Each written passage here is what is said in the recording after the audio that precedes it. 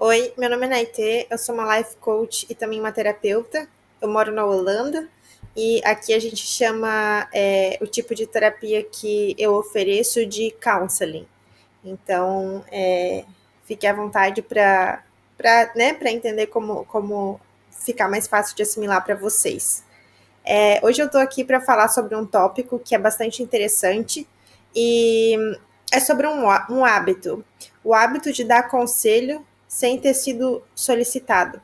Se a gente parar para observar, a gente vai ver que muitas vezes, quando a gente compartilha uma situação com uma pessoa, principalmente quando é uma situação que não é tão favorável, tão legal, quando a gente termina de falar, a outra pessoa com frequência vai nos dar um conselho sobre o que a gente deveria fazer, né? Qual opção, vai nos dar uma solução. E o contrário também acontece com frequência. Muitas vezes, se a gente realmente observar com atenção, quando uma pessoa está compartilhando uma situação com a gente, a nossa cabeça, muitas vezes, enquanto a gente está escutando o que a outra pessoa está falando, a gente já está formulando opiniões sobre aquilo. E muitas vezes, assim que a pessoa termina de falar, a gente tem aquele ímpeto de verbalizar o que a gente acha que a pessoa deveria fazer, né? E muitas vezes a gente de fato faz isso. Então, esse assunto é bem interessante e a minha intenção com esse vídeo de hoje é lhe dar 7 razões pelas quais talvez seja interessante não dar mais esse conselho sem ter sido solicitado. Então vamos lá. Número 1. Quando a gente dá conselho sem ter sido solicitado, a gente está assumindo que a gente sabe o que é o melhor para outra pessoa e para a situação que ela está enfrentando.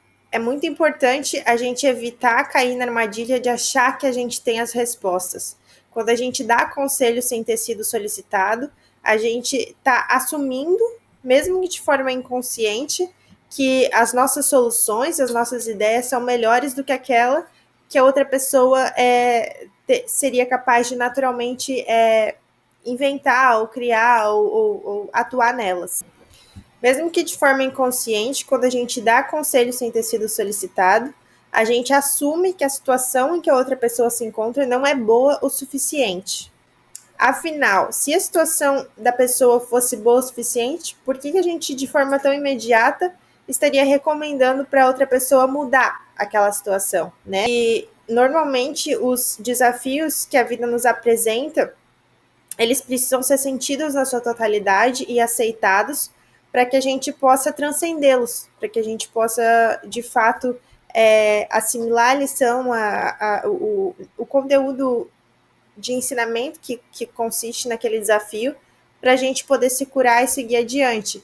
Se a gente for muito rápido em simplesmente, fazer alguma coisa para mudar aquela situação e fugir daquele desconforto, a gente acaba perdendo uma grande oportunidade de crescimento, porque muito provavelmente aquela situação que você ignorou e não assimilou, ela vai voltar para você em algum outro momento na sua vida, e aí você novamente terá a escolha. Se você correr muito rápido, não sentir, não aceitar o que aquilo está querendo te mostrar, você vai ficar para sempre nesse ciclo vicioso. Número 3, a outra pessoa muito provavelmente não está pronta para receber um conselho.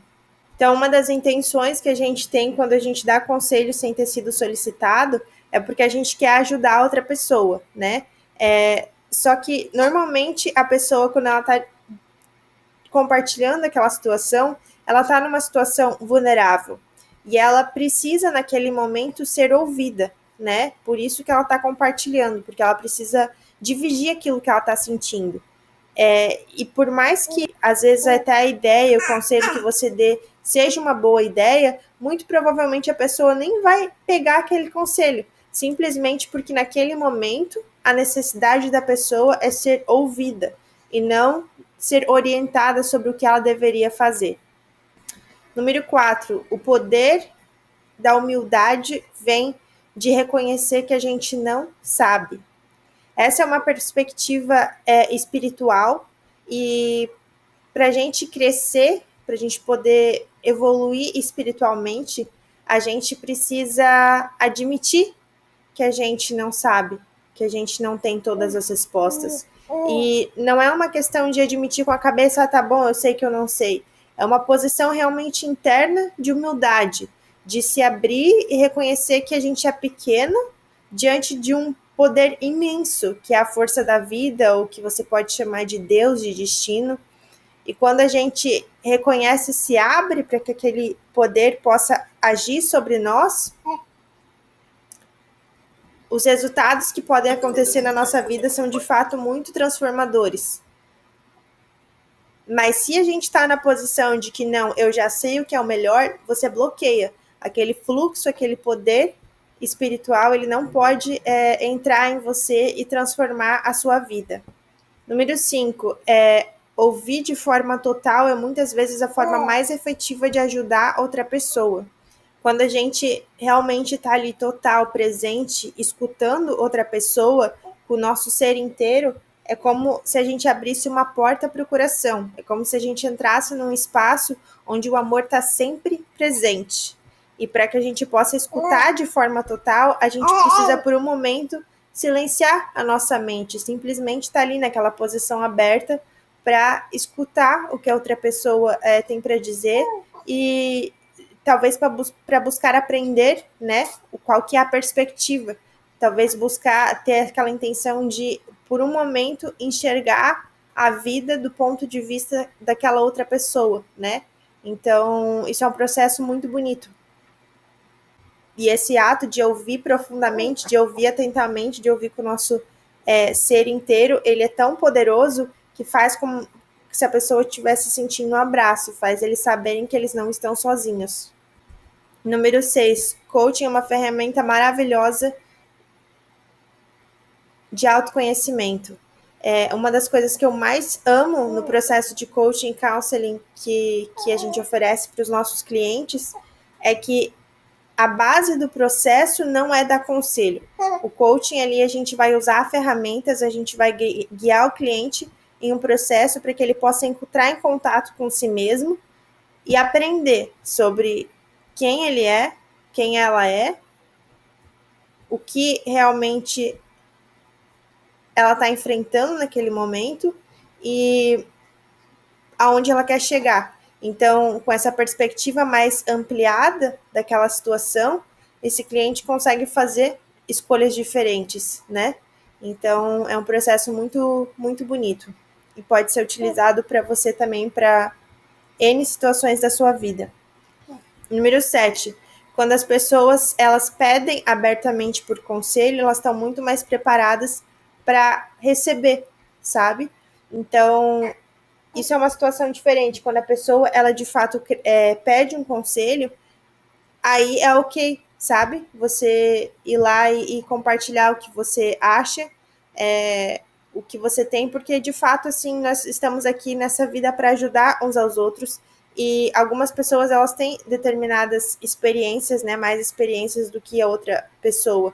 E nem sempre isso é suficiente, porque, claro, cada pessoa, às vezes a mesma situação vai significar uma coisa completamente diferente para duas pessoas, porque as experiências, a forma como a gente vê a vida, como a gente encara a vida, elas determinam o que a gente sente, né? Elas determinam o que a gente está experienciando. Então, nem sempre uma solução para o mesmo problema vai ser aplicável para duas pessoas. Mas, de fato, se a pessoa está numa posição que ela se abre e pede conselho, é legal você compartilhar a sua experiência e prestando muita atenção em qual é a sua intenção ao compartilhar aquela experiência.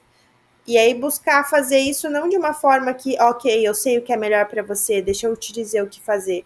Não, mas compartilhar de uma forma que, ok, eu estou compartilhando o que eu enxergo de acordo com as experiências que eu tenho, mas realmente respeitar muito o livre-arbítrio da outra pessoa também, para que ela possa levar em consideração aquilo que você está falando, mas ter o espaço e a liberdade para fazer o que está no coração dela, né? O que a intuição dela segue para seguir, o que ela acredita ser o melhor naquele momento. Eu queria finalizar essa reflexão com uma frase que eu gosto muito, que fala o seguinte: conhecimento é ter acesso à informação, e sabedoria é saber quando e como utilizar essa informação. Muito bonito, né? Eu atendo clientes no Brasil também, clientes brasileiros, clientes que estão localizados no Brasil. As minhas consultas, elas são online, então o pagamento pode ser feito em reais também. Então, se você tiver interesse em agendar uma sessão, entre em contato conosco, Freedom Life Coaching and Counseling, e eu vou deixar o site para vocês aqui embaixo, tá bom? Muito obrigada, tenha uma ótima tarde.